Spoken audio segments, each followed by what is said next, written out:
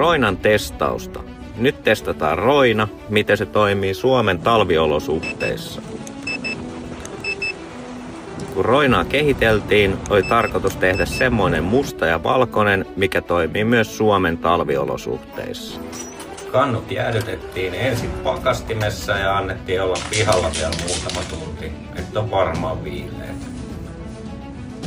Ensin testataan valkoinen. Ja valkoinen ainakin toimii ihan moitteettomasti.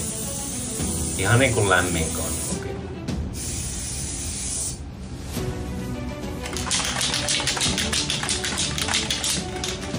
Sen jälkeen testataan musta.